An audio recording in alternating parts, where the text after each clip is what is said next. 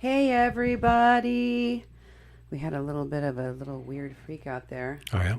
Well, I have my thing in here, so it's not supposed to do that, but Oh, I well. did anyway. Well, you fixed it. That's the important thing. Yeah, sorry about that, folks. You heard some overlap there for a minute. Just a little weird glitch. Mm-hmm. How is everybody tonight? I know people are a little bit upset today. I saw that there was a summit in Helsinki. Oh, yes. Yeah. And the summit in Helsinki. Well put, Duke. And I think a lot of people felt like they were in hell because when they were watching it. Yeah. We watched it. It was quite painful. Mm-hmm. What did you make of that nonsense? Well, it was nonsense, and actually I've been reading a lot of the reactions to it, and it's like, oh, I'm going to have to watch this again because I thought it wasn't going to be a big fat nothing in the first place. And I don't know what people expected. He would get up and shake his finger at Putin and, slam his heel on the counter. What? It's Trump. You know the way he talks. I'm surprised that he can even talk more than like 3 minutes in one sitting. Mm-hmm. And that he, they said ahead of time that they were going to have no aides with him or anything. I thought, oh, great. The guy's just going to go off the cuff because that's all he does, because that's all his thinking isn't very deep. And he's all like, oh, yes, we can do that. And the part for me was when Putin gave him the soccer ball and said, the ball's, it's your play, kind of like it's in your court type thing. And he says, oh, great, I'll give it to my son. And he throws it to Melania in the audience. I thought, whoa, that's going to be on some of the late night talk shows and comedy shows. It was like, that was really absurd. Just throws it into the audience. Maybe he thought it was a paper towel, a roll of paper towels. Who knows? It was a little disturbing how he threw the ball at her, and then they were making all of these soccer references, like Putin's not done with the World Cup being in Russia. He's like, yeah. And next it's going to be in the United States, and the U.S. wasn't even in the World Cup this year, so yeah. I thought it was just, the whole thing was bizarre, especially with all these indictments that have come out of Russia and all of the stuff that's been happening. And, the president was advised not to have this meeting with Putin. He won't meet privately with Mueller, but he's meeting privately with Putin. Mm-hmm. And people are like, you shouldn't do that, Mr. President. And he's like, I do what I want. I do what I want. I don't care about the allies. I don't think the allies should exist. We're the most powerful nation in the world, and they better pay up. Oh, my God. I know. He's said these things. It's a little bit terrifying, right? Yes, it is. Okay. Well, and of course, that's not the only bad news in the news. Yeah. There's so much other stuff that we've been talking about. So tonight I'm going to bring you a story of redemption, a story of hope, a story of salvation, a story of life, and it's a pretty cool story, and it happens to involve my brother, Jesse Joe Gomez. That's him right there. I'm going to be talking about him a lot tonight in this program. So let's get today's program started, kicked off the rat way, by introducing A Mexican Crossing Lines with Cindy Gomez-Schempp and Duke Gomez-Schempp here on 88.1 FM KPPPLP Fargo Moorhead, where we are adding local color to your airwaves. And you can also find all of our past podcasts and programs. The past podcasts and programs on kpppfm.com. And there's other ways to get a hold of us. That way, if you go to the website, though, kpppfm.com, you're going to find our podcasts, and we're taking all of the live stream videos, and we're actually putting them on YouTube because YouTube's been messing with us, and we think that someday they might just take them all away. So we have the audio that we may play on the radio, we may not, but we do strip the audio and try to make it radio friendly. And we play it locally on our local airwaves in our 88.1 FM in Fargo Moorhead. And you can go and look at all those podcasts. You can also click on a contact me button and send us messages. If you don't want to click around on the website, right there on your screen, right there on your screen, a number 701-566-0917. That's our call-in line, which is actually a message line where you can leave a message up to 3 minutes, and you can do that and tell us what you think. we can get back to you. Another way is to go to our Facebook pages. We have 88.1 FM Fargo Moorhead, and that seems to be the most popular. People leave messages there. Direct message is a public page, and so you can send us messages there. We also have another Facebook page, the People's Press Project, at Mexi-Can, and Cindy has a public page at Cindy Gomez-Schempp. And let's see, we also have a Twitter account at media_PPP. And if you want to just do old-fashioned email, Cindy at kpppfm.com and Duke at kpppfm.com. So many ways to get a hold of us. And thanks for doing that too, by the way. Oh, yeah. I mean, I have been inundated with different stories and topics that I've wanted to cover, and then there just doesn't seem to be enough time. And all of a sudden there's more, the news keeps coming up every day. And I'm often surprised and depressed by the content of our local news. Oh, yeah. I don't know if this happens to everybody, but it just feels like when I hear the umpteenth dog story. Yeah, well, today there's coverage up in Grand Forks because there's a bear. There's a bear loose in Grand Forks. I mean, they have a line of media. Well, that's kind of important. Like 10 different cameras, and people are. There was a live stream. I went to it, and they're scanning the trees. And I thought, what is the bear in the tree? I mean, what's going on? That's our news of the day. The headline today is "Bear is loose in Grand Forks, North Dakota." And here locally, they've been doing all these feel-good dog stories and all these things. And I'm like, there's so many things happening. There's things happening in our community.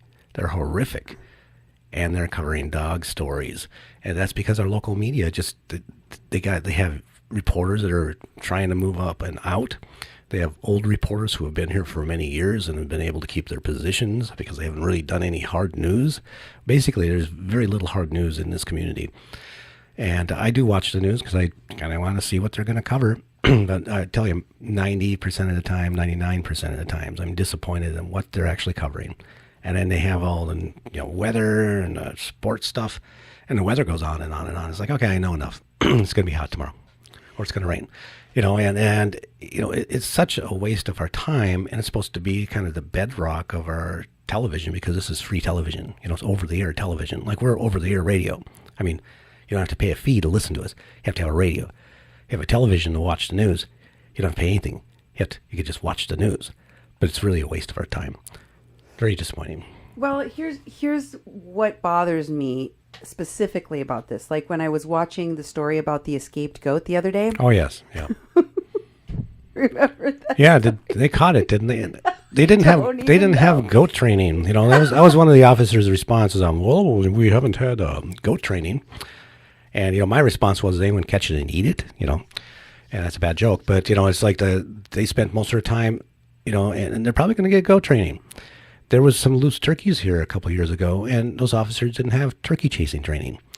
But I think they're actually better at catching turkeys now. So maybe, if another goat gets loose in our town, those officers will probably have to go to Atlanta or something to go through goat training. And maybe they'll learn some of the skills like, staring at goats. They might have to go into that sort of thing to be able to deal with the goats.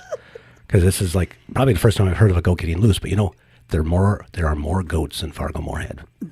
And one might get loose again. Now, I swear to God, they spent more time on the goat story on some of the channels than they did talking about the death of the little girl in the swimming hole. Oh, yeah. What's it called? Buffalo River State Park. River State Park. Thank you. I forgot the name of that. That was horrible, too. But it was a blip on the local media news. They're they conspired. They conspired because that child died under the supervision of cops. It was a cop program, a police officer program. And she was a black girl. And she was a black girl, and she died. The family went out there and did a ceremony. Did their family? They had, I saw. I don't even. Oh, you know what? I think the Fargo Forum actually covered part of that. But what I noticed is that they said this girl was part of a summer program, blah blah blah, and drowned. The original story was this girl was part of a police department program that drowned, with police there as supervision, as lifeguards there as supervision. They didn't even look in the water when someone said she's drowning. They went down some path, over some bridge. It was like 5 minutes before they actually started looking in the water, and this young girl was dead. I mean, that's a pretty horrific story. And the family doing the family loss and the grief wasn't covered in the media. That story was done. They're into chasing goats at that point. Yeah, and what was really heartbreaking for me was that something so important that happened to a person of color was covered, glossed over in such a way as to kind of like, brush it under the rug because it's embarrassing. And I think that that's also what happens when the media talks about, the latest victim of a police shooting or a vigilante shooting of an innocent, unarmed person of color. Because we see this all the time. We're seeing it all of the time. And even with the stories that we're hearing about the children being drugged with psychotropic drugs in these concentration camps for kids, with all of these stories of the kids in the cages being frozen, beaten, abused, raped, tortured, tied down, hooded. It's really horrific, all of the things that we're hearing and the way in which people are glossing over it. I've seen it in writing, but I'm not hearing it. I'm not hearing the news networks take the time to detail years and years of captured data, information, and reports that show you the depth of the human rights abuses that are taking place right under our noses, right underneath the noses of the Department of Human Services, of the Department of Justice, of Immigration, Border Patrol, ICE, all of that, without any oversight, without any correction to any of that. And so the American public is kind of numb, and they hear about it, and they're just kind of like, they hear it this much. The news media is just not doing a good job of covering these very, very important topics when they talk about them for all of 2 seconds, or when they talk about it in a very short segment, giving you this much detail. We heard a little bit about the suffering that's going on inside of those detention facilities. Yeah. We heard a little bit of the crying. We saw a little bit of video that was given to Michael Avenatti, the attorney for Stormy Daniels, the porn star that is suing President Donald Trump, or that Donald Trump was suing, and then they sued him, and all of that stuff. That when that little tiny bit of information got out about what was going on, people's hearts literally shattered into 1,000 pieces. Imagine what would happen in America if the news media, if our local news media was covering these important stories every day, all the time, in depth, giving us more and more of this detail, which there is a lot of information out there to draw from. Yes. And so, all of that I have to say, I brought it up because I think that what the work of a media justice organization and, independently owned media, low power FMs out there that are doing the same work that we're doing, I think that you're all amazing. You're great. What you're doing is so important. Representation in the media is so important for people of color to see themselves, especially in positive ways. Yes. Because for the majority of what is put out in media out there, we are represented in about 1% of it. People of color in general. I'm not talking about Mexicans specifically. In general. And of that, a vast majority of that 1% is negative representation. Stereotypes, lies, and well, you know what I'm talking about. You heard President Trump. What did he say when he first started his campaign? What has he said repeatedly about Mexicans? Take a listen. Yep. When Mexico sends its people, they're not sending their best. They're not sending you. They're not sending you. They're sending people that have lots of problems, and they're bringing those problems with us. They're bringing drugs, they're bringing crime, they're rapists, and some, I assume, are good people. I mean, has he ever said anything different? No, he's not. He's doubled down on it usually, too. He says worse and worse stuff.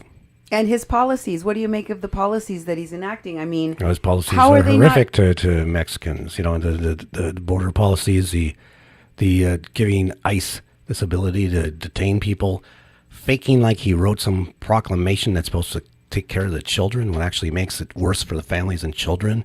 It's going to indefinitely keep people imprisoned. These people don't have any civil rights. There are no rights of being able to have an attorney because they're arrested for something that's not in the criminal law.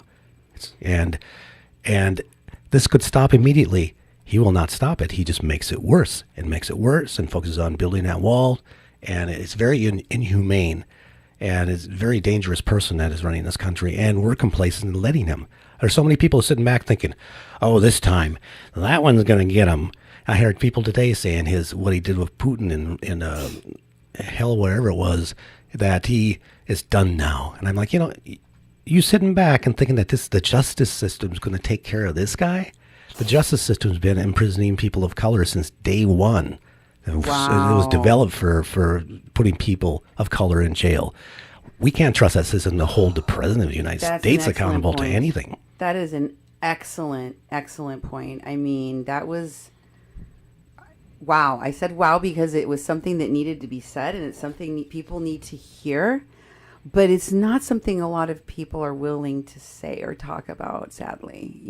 Yes, our justice system is an injustice system. That's right. And what we have been able to do on KPPP-LP, on 88.1, is point out those injustices, give voice to the voiceless, and give representation to those who are not representation or misrepresented in the media. So for that opportunity, I am very grateful, and I am very grateful to all of the other media platforms that are working to do the same thing. And I have to say, when I found out that no media back home in Iowa covered this story about my brother saving the life of a woman in town, I thought, on the scale of all of the things I see in the local media, including the story of the goat they saved, I think this could have made it on the news. Mm-hmm. I think this would have been a significant story because my brother Jesse is a first responder. Mm. He is trained in, how to, he's a trained EMT and firefighter. So he can both, respond to a fire or an explosion, mm-hmm. or, like a train derailment with chemicals and yep. or any kind of thing like that. He's trained in hazmat. He's trained in firefighting. He's trained in as an EMT. So for a person that's a first responder in the community who saved someone's life to not be mentioned in the local news, yep. seems a little bit going out of your way not to do your jobs out there in Muscatine, Iowa-ish. Because, come on now. Like, ours still is a prominent family in Muscatine. People that have been known to the community forever and ever and ever. And this is one of those feel-good stories. Mm-hmm. First responder saves elderly woman from choking. Mm-hmm. So I'm going to do it. I'm going to do it and challenge the local media in Muscatine and the media in Iowa. Please tune into this story. It should be something that makes us all feel hope for humanity.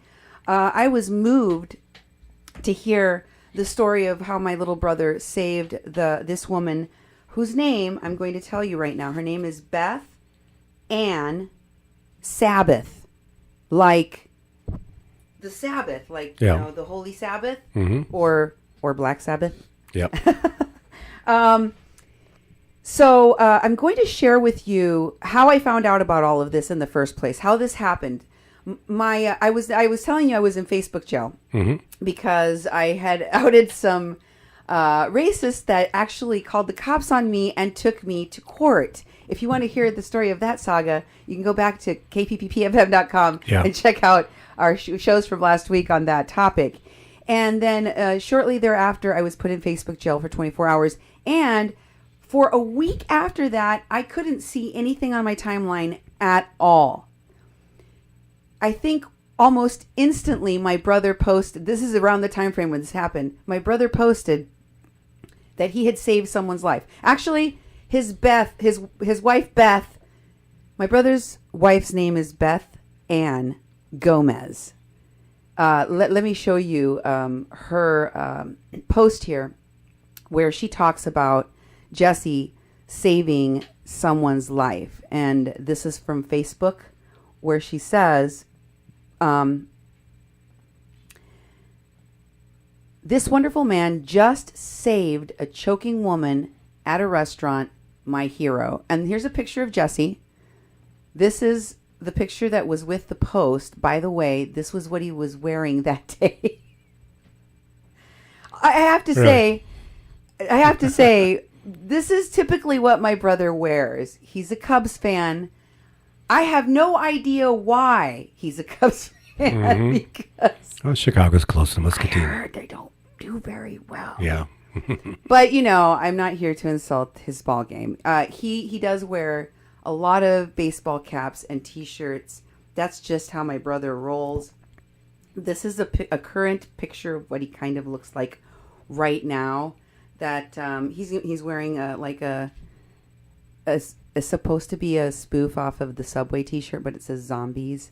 And my brother and his wife and their kids are all into like The Walking Dead and I see. Those type of they're like that. They like that kind of stuff. So this is actually the clothes and the post I didn't get to see. I had no idea that this was posted. I apologize to Beth, to Jesse, if all of you thought, and to the rest of my family who saw the progression of these posts on his Facebook page and thought I simply didn't care. I couldn't see any of it. So it wasn't until, I think it's been a couple weeks now since this occurred, that Jesse sent me a post, the postcard I'm about to show you, that he received from the woman whose life he saved, to show me, I think he probably was going to be like, look, see, she even sent me a postcard, but he said nothing to me. He just sent me this random postcard, and I opened this postcard, and I'll show you what I got in my private messages. This is the only way I could see something on Facebook. I did get my private messages and notifications, but I couldn't see my timeline. So, the news feed anyway. This is what Jesse's postcard said. This was written by the woman whose life he said he saved. Her name is Beth Ann Sabbath. She wrote, "Dear Jesse, I hope this note reaches you and that you are the correct person to whom this note should be addressed. Yeah. I am the person to which you did the Heimlich maneuver last Friday at Guadalajara and whose life you saved. I was very flustered and embarrassed afterwards and am not sure that I thanked you adequately. God had to have put you there for me just 2 days after your medical training." And I'm going to pause there for a second and explain that my brother has been a certified EMT and firefighter for 8 years. But in the interview you're about to hear, where I asked him what happened, he explains why he thinks she put this in there. And it had to do with the emotion of the moment, the shock of the moment, and what she heard other people saying around her. But just to clarify, my brother's actually been trained certified EMT for 8 years and also a firefighter. So this was an error on her part, saying 2 days after his medical training. The letter goes on. "Obviously, there must be more for me to do in this earth, or you would have been somewhere else that night. Out of all of those people involving my husband, including my husband, out of all of those people, including my husband, you are the one who saved me. Thank you, Beth Sabbath." Wow. Yeah, it's pretty cool. And Jessie told me she's a very private person. She is originally a person from Muscatine. So Muscatine peeps that are watching this, please share this with the local media out there. Everyone probably knows the Sabbath family from Muscatine. And a lot of people know the Gomez's out in Muscatine. So this is kind of a a heartwarming tale from my hometown. And I'm about to share what happened next with you, because at this point, I'm looking at this postcard and I'm realizing that my brother has sent me this postcard with no context. He doesn't say, this is the postcard that I got from the woman whose life I saved that I talked about on my Facebook page 2 weeks ago. He just sent it with no context, and I realized, like, oh my God, this is about Jesse saving somebody's life. And rather than type away on my computer and ask questions, I picked up the phone, of course, and I called him. And as you know, I record everything. So following is my interview with my brother and hero, Jesse Joe Gomez, first responder and certified EMT and firefighter from Muscatine, Iowa.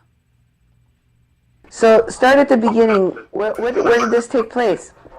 At the Mexican restaurant in town, in Guadalajara.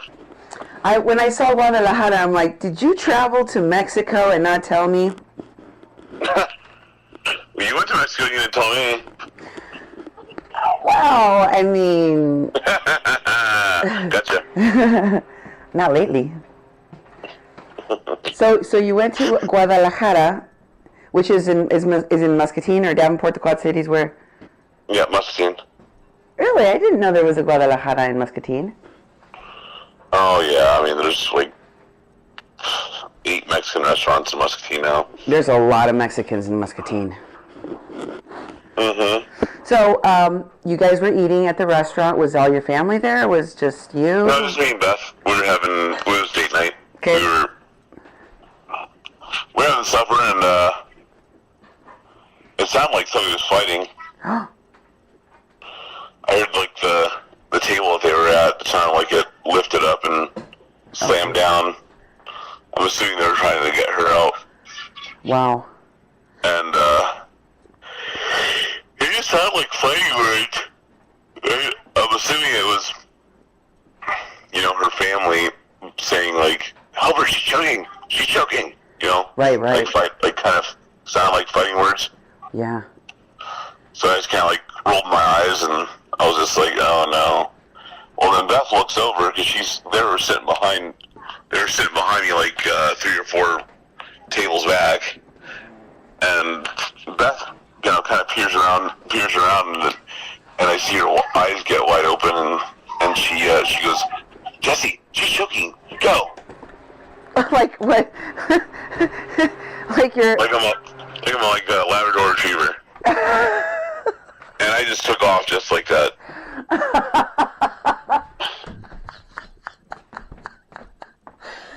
I'm sorry. Yeah. Jesse, go! Yeah. Jesse, she's choking. Go. And I just took off, and I could tell on the way over there that he just was not doing effective thrusts. Yeah. So the man was already trying to do it. The Heimlich. The husband. The husband. Okay. Yeah. And it wasn't hard enough. No, it was, yeah. But no, yeah, so I went over there, I gave her a couple thrusts, and it popped out. And I wasn't even, honestly, I just wanted to get that out of her throat as hard as, Yeah. as quickly as possible.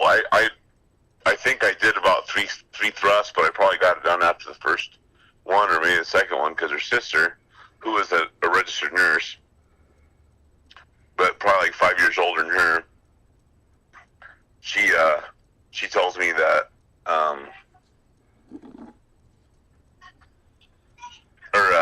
she's like, "Well, yeah, if you wouldn't have showed up, I was about ready to jump in there." I'm like, it's really hard to say, but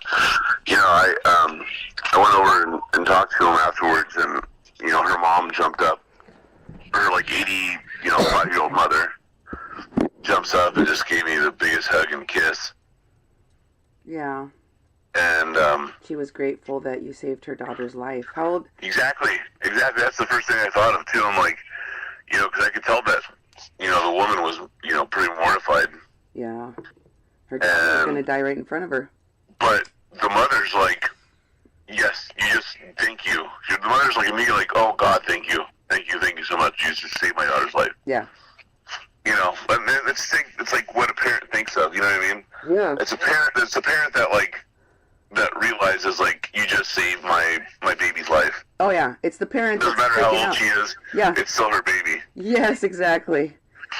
Because they were like, I think the woman was like in her 60s. Yeah. And you know, her mom was, like I said, probably in her 80s or something like that. And yeah, her husband did not look like, you know, too happy. You know what I mean? Like maybe he felt like he'd let his wife down. Yeah. But you know, I talked to, you know, there's a lot of people at work at Monsanto. Yeah. Now that, you know, they have, you know, 20 years of, you know, experience with the volunteer firefighter system or a paid firefight, like Muscatine Fire Department guys. Yeah. And, you know, they're like, this is no joke. They're like, you know, even when you're in the service and you do this on a daily basis, you don't get a whole lot of saves. No, you don't. This one guy that I work with, Andy, he's been doing this since he was like 16 years old. He's been a paramedic. Yeah. And he's like, I've probably saved three people's life. Yeah. And the 20-some years that I've done this, and I've probably been thanked once. Yeah, exactly. I always think about the person that saved my life. Like when I had my rollover accident and I went all the way across the 4 lanes of highway through the median section and ended up on the other side of the highway. My car was like a pancake. And I knew I passed out afterwards, but at the time, it just seemed like immediately upon my car stopping, there was some person pulling me out of my car immediately. And lo and behold, there was an ambulance there and a cop. And I thought, wow, they must have been right there passing by or something. No, you were out. Yeah, I know. But I thought that at the moment. I was like, wow, this is fast. How did they get here so fast, you know? And I was like wrapped inside of the vehicle in snow, and they pulled me out of there right away. And they're like, "Are you okay?" And I was so embarrassed. I mean, I said yes, I'm fine, and I wasn't. But no, you were in total pain. I started to take a few steps, and I passed out. Again. Well, I didn't know it was again, but yeah, I passed out again, and then you know the guy took me up to and it was the first person that found me was a guy that worked telephone work. I don't even remember the name of the company. I think it was like Quest or something like that. I think it was Quest. And he left me with the cop and the paramedics, and he got in his vehicle and left, and I never found out what his name was, who he was. I never got to thank him. Just this random guy pulled me out of my car and saved my life. I'm like, who is that? Where did he go? You know, and it happens because people, like, all the guys that I work with, they're like, when it happens, like, the other guy, he said he gave the Heimlich to a 2-year-old, and the mom was just losing her mind. She was just, like, frozen. She could not do anything. She was just, like, you know, like, you know, this helpless feeling, and he said, you know, I give the kid the Heimlich, actually, you know, back thrust, popped the food out, and she just started bawling and holding her baby, and he's like, she never thanked me. I'm like, well, but at the same time, you saved the child's life, you know. You know, I mean, yeah, that you don't get the thanks from them right then and there, but I'm sure if they could, you know, find you, that they would, you know, revel in the fact that what you did, you know. And that was, you know, when I talked to this woman, actually, I just cleared her airway, and the first thing I thought of was when he choked on a peanut. Yeah. And he got a piece of peanut stuck in his lung, and he got pneumonia. Yeah, and he almost he could have died from it. Yeah. And it's the first thing, and I walked back over to the table. I'm like, I'm an EMT, and I'm not a doctor, but I wanted to tell you, you should get yourself checked out by a doctor after this. I mean, everything seems fine right now, but I'm like, my little brother, he had something like this happen to him, and he got pneumonia from it, and that's no joke. Yeah. And I'm like, just make sure that please just make sure you get checked out by a doctor. Yeah. And her mom's like, what's your name? I'm like, Jesse Gomez. I'm like, she's like, do you have a middle name? I'm like, Jesse Joe Gomez. Yes. And she's like, Jesse Joe Gomez. So the mom was the one I'm pretty sure memorized it. I'm sure that the woman probably got the name from. She's like, I'm gonna find you. I'm gonna find you. Yeah, I told her I worked in Montana because when she sent me the letter, she sent it to work. She sent it to Montana, Muscatine. And she's like, and she put on the front of the letter, to whom it may concern, please, like, the triple underline, please make sure he gets this. Yeah, and her name is the same as my wife's name, Beth Ann. The guy I work with, that's been part of he worked for Muscatine Fire Department for like 20-some years. He's like, you should send her a letter back. And I'm like, yeah, I'm planning on it. And he's like, and before I could even go on, he's like, and ask her if she's related to Black Sabbath. Does she know Ozzy Osbourne? Shut up! Does she know Ozzy Osbourne? Because I love Ozzy. He'd recognize the name. He's like, oh, Beth Ann? My sister went to school with her. Yeah. So they had, and like, named the plot of land that their family lived on in Columbus Junction area. They had a bunch of sheep or something. And oh yeah, big farm. Yeah, they were big farmers. Yeah, I remember her. So, are you going to be on the local news? Are you going to save that? No, but Montana's putting me in for a recognition that would be a company-wide recognition. They'd send me to St. Louis and wine and dine me. Yeah. I told that woman, I'm like, maybe this is where the confusion came up. I told her, and honestly, I wanted you to know, I have a good job at Montano, and I make good money, but the company, gave me the opportunity to become an EMT. Yeah. And with reward, with it, like I didn't say at the time, but with a monetary reward to do that, right, as well. And I'm like, I would not. I have a good job. I would not have gone out of my way to become an EMT because I know EMTs don't make anything for money. I learned that in my class. My instructor's like, you don't do this job for the money. He's like, this is not a job where you're going to, make a lot of money by helping people. This is not the job for you. And for me, I've always felt like a tourist in the industry. I feel like there's like this dope chart, and like I'm this outlier, where like this is like 98% of the people are over here, and I'm one or two spots on almost off the grid kind of deal. Yeah, and the whole thing is like I told her, I'm like, honestly, you can thank Montana as much as you can thank me, because I would not be here with the training that I have had it not been for the company that I work for encouraging me to do this. Her sister was the one who told me that she had just recertified. Her sister, actually, now I think about it, that's probably where she got confused. This woman was mortified, like I said. Her sister told me, she goes, I just recertified my registered nursing license 2 days ago. Wow. That's what it was. And that woman must have just been,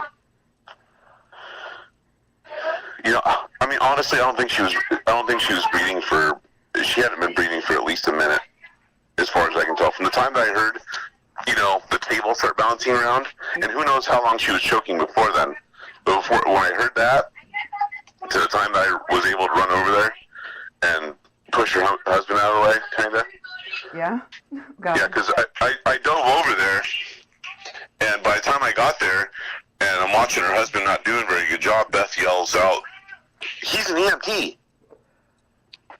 And he looks at me, and like as soon as he looks at me, he stops. He's like, "Do you know what?" And he starts saying, "You know what you're doing here?" And I'm like, while he was saying that, I jumped in between. I grabbed a hold of her, and just started like boom, boom, boom.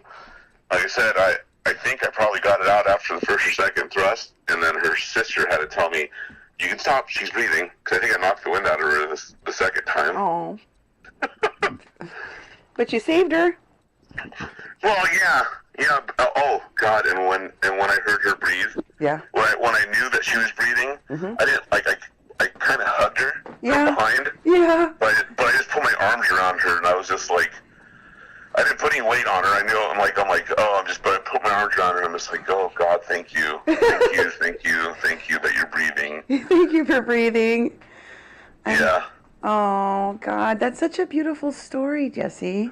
And that was just, I mean, she's not from me. Well, she was from here, but she lives in like West Virginia. She was just she'd come into town to visit her family, and she was having dinner with her 80-year-old mother and her. Can you 60-something. imagine what a horrible tragedy that would have been? Oh, well, in that split second that I was watching her husband do ineffective Heimlich maneuvers, Yeah. I'm thinking to myself, I'm like, oh my God, she's going to pass out. I'm going to have to start doing CPR on her. Wow. Oh, my. That's the next thing. I remember that was one of the first questions I asked in the very first training I had. Yeah.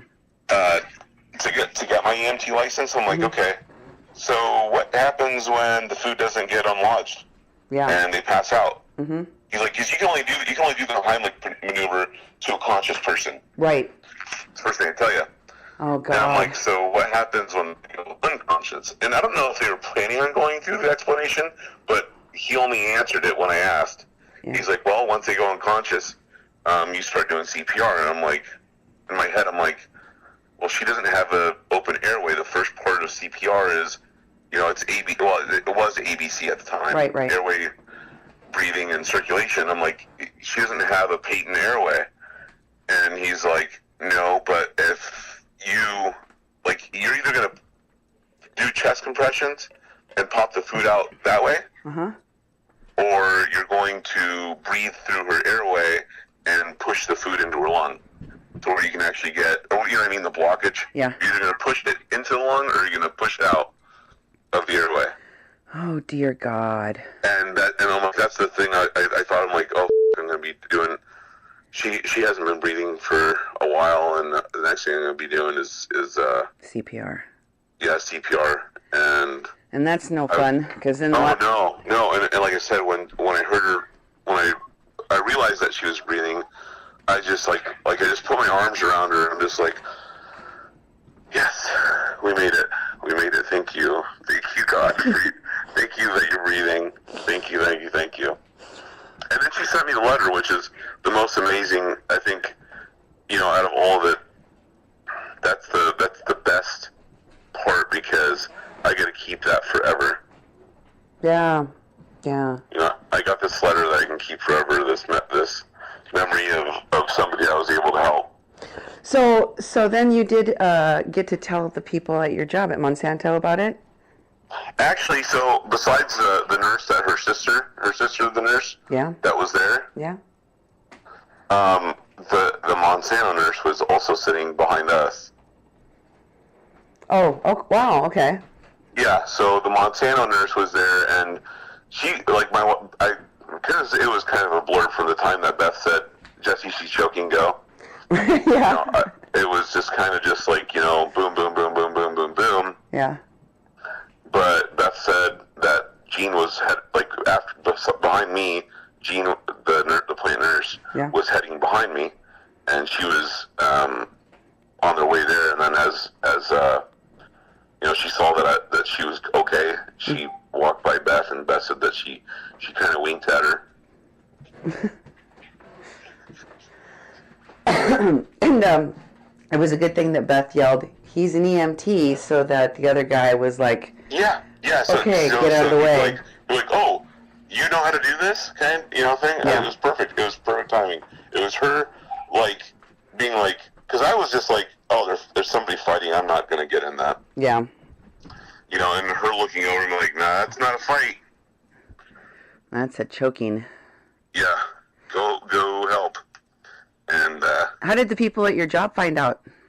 Your chief? From Gene, some people at the plant heard about it. Mm-hmm. Like safety people, engineers up front, mm-hmm. and then they're like, this you need. Actually, the guys from so they were like, this needs to be, better recognized, and like you saved somebody's life, it needs better recognition. Mm-hmm. So they put me in for this, like that program I told you. Mm-hmm. The guy, when I was telling the guys on the service that are part of the emergency team, mm-hmm. they're like, yeah, that's the one guy. He's like, it's a big deal. He's like, if you worked for any volunteer service, Conesville, Junction, Muscatine, fire department, he'd like, there'd be a ceremony, you'd get awarded a medal, there'd be a recognition. Yeah, dude, there would be, and guess what? You should have it. That should be a thing. Here's what I told them, I'm like, you know what? The gratitude I felt from her mother and her sister was amazing, and I felt, gratified from that. Oh, I know, honey. And then when I got the letter, I'm like, that's, like I said, I was at work, mm-hmm. And I was getting ready to leave my shift.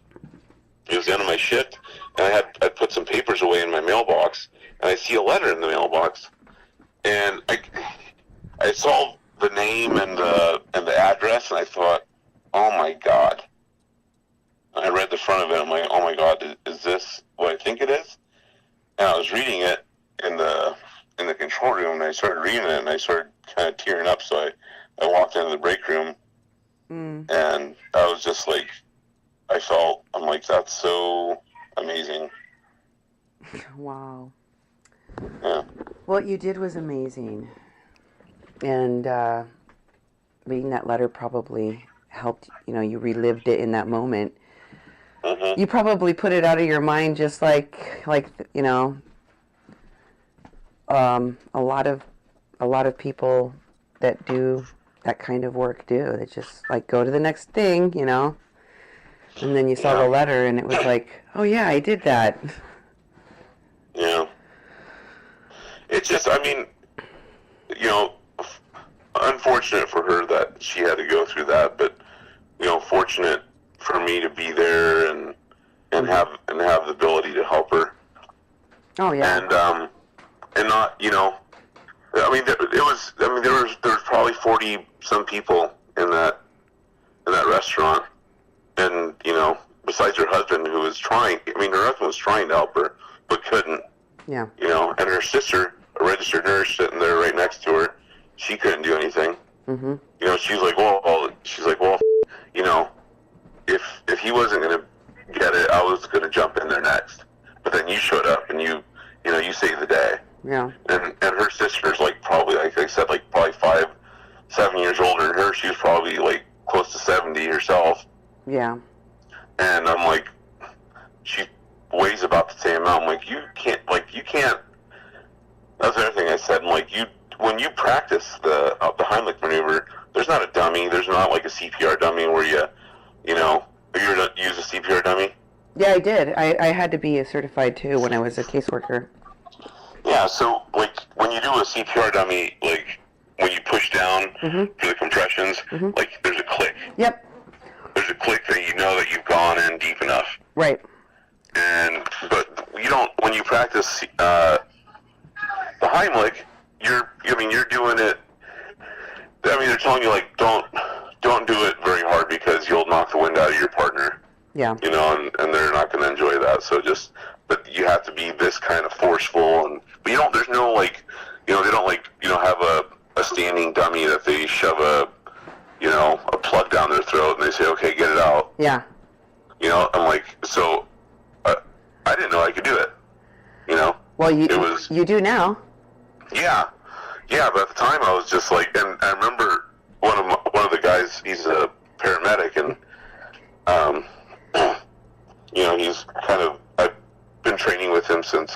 started out as an EMT. Yeah. And I remember one of the first things that crossed through my head was, him saying you can't fix dead. Yeah. He's like, you can't fix dead. He's like, don't worry. Like, if you're working on somebody, don't worry about hurting them. No. If you're doing a life-saving procedure, you're not worried about bruising them, breaking a rib. No.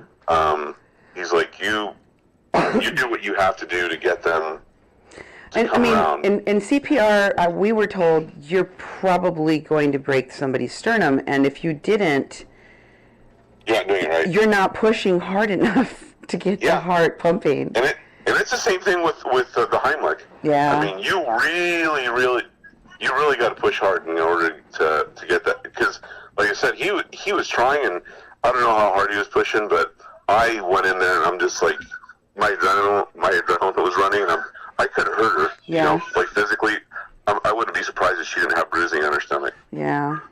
As hard as I pushed on her, but I'm like, I'm gonna clear this airway. Yeah. Because then if she would have passed out, boom.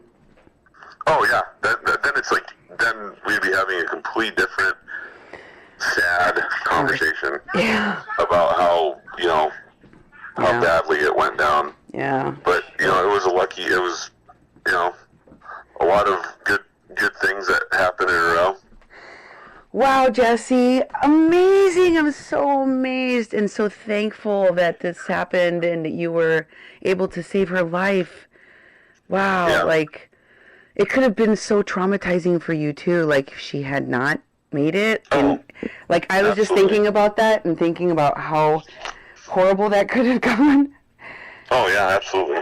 Oh, it Jesus. could have been a completely different story, but it turned out the way it did, and I'm happy. Oh, gee, I'm happy about the way it turned out. Me too. Well, that was such a heartwarming story for me. Oh, and yeah. I have to say, like, people in my family have saved others before. Like my dad, I've told you stories about how my dad saved that guy that the car fell on top of him in Mexico. Yeah. And he saved that guy on that mountain climbing trip that was up there frozen and he couldn't get down anymore. And so they had to drag him down and Wow. carry him down the Isla Siwak. Wow. And when I heard stories about what my dad did, and he also was, he was a swimmer, so he saved people that were drowning. I thought, that's just like wild, because for so much of my life, I've watched as people walk by, hitchhikers, homeless people, people that look like they're injured or like most people don't have it in them to take that step to jump in and save somebody. That's for sure. Yeah. Have you ever saved anybody? No. Has it ever happened to you where like you're watching some tragedy unfold? Well, I worked at the swimming pool. I assisted in pulling people out and stuff like that. But the lifeguards were doing the CPR and stuff. But I was in charge of the respirator and stuff like that. Wow. But I was secondary in the job, just assist. Did you ever pull anybody out of the pool? No, that wasn't my job. I couldn't do that. It would be couldn't do that illegal. either. Didn't have the credentials to pull Right. someone out. Oh, I wouldn't see. let them drown. I went like, sorry, ma'am, I don't have the credentials to pull you out of water. I know how to. No. I work here every day, and I watch the lifeguards practice. They use me for practice a lot of times, but I have to wait for them because they're not paying attention. No, I was on top of it. They were too. We had pretty good lifeguards in the 2 years I worked at the Minot pool. And, you can't tell who's in the restaurant and happens to be a firefighter or an EMT or somebody that can help you. Mm-hmm. This woman, Beth Ann Sabbath, who wrote to my brother Jesse afterwards and sent him a thank you card to properly thank him because she was so upset at the time that this accident happened to her, where she was choking. That, she really didn't have the wherewithal at the time to express herself. So she found a way. She's in shock. Of sending. Yeah, she was in shock. And she said, but, her mom and she both had the presence of mind to thank him. And a lot of people who are saved don't get a chance to thank whoever saved them.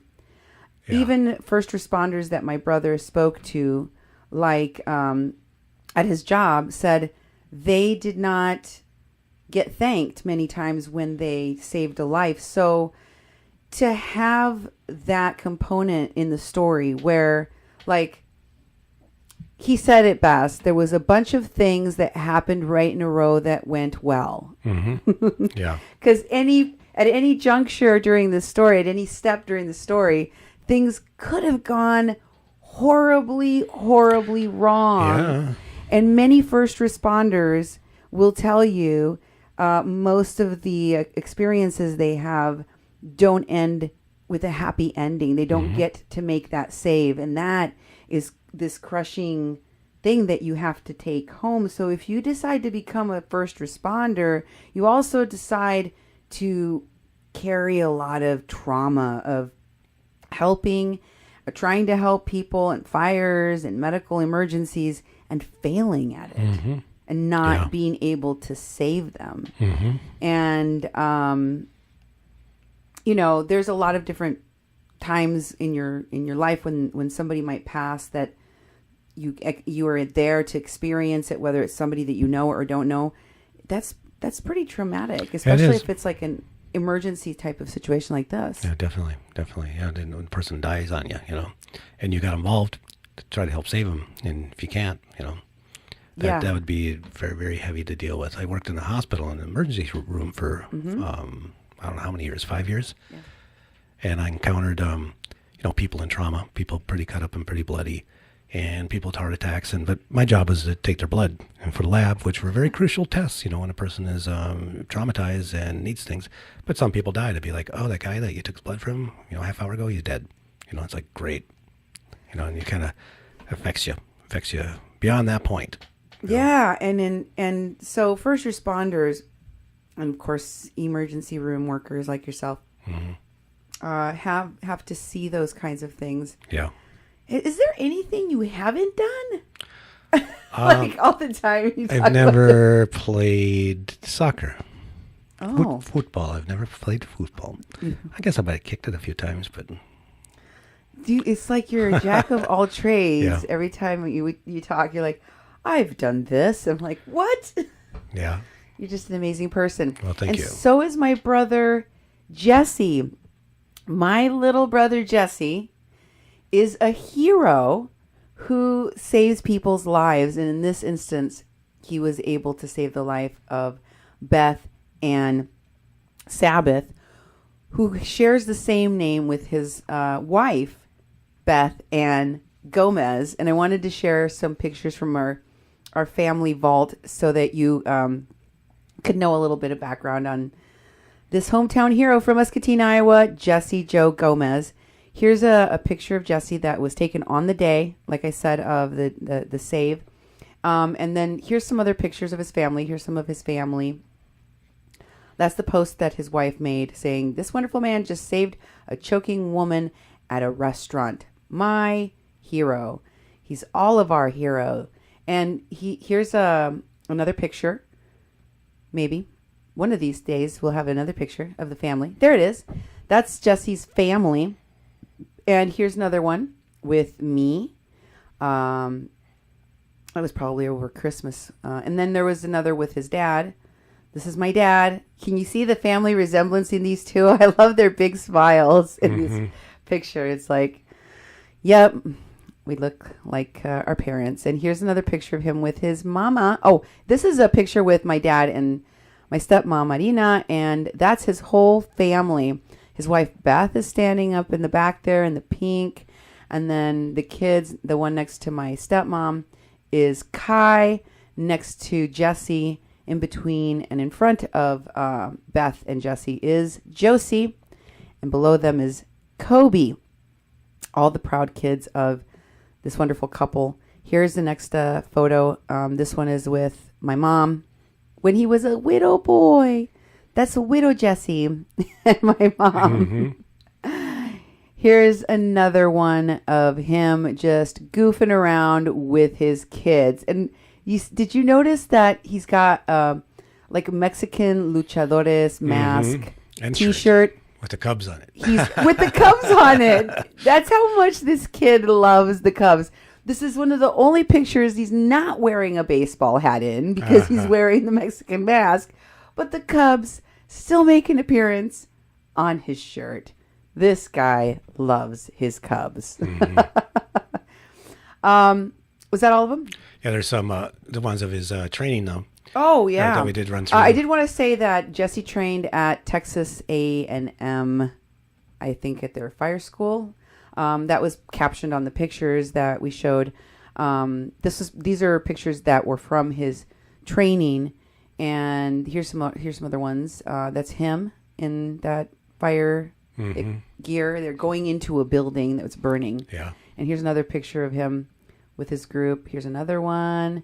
And here's another. That's all of them wearing their gas masks. Here's another one of them doing hazmat training. So he's got a bunch of different kinds of training under his belt. And they served Muscatine, Iowa very well this last week. And I hope they will continue to serve the community of Muscatine and Monsanto, his company, where he's working at now, for many years to come. He was very proud of that training that they gave him at Monsanto, and I was so, I was so proud of him that he gave props to who trained him and was very honest about saying, I would have never done this on my own. My company incentivized for me to learn this life-saving skill, and they are partially to thank for this save today, because I had never done this training on my own because I didn't think that it was.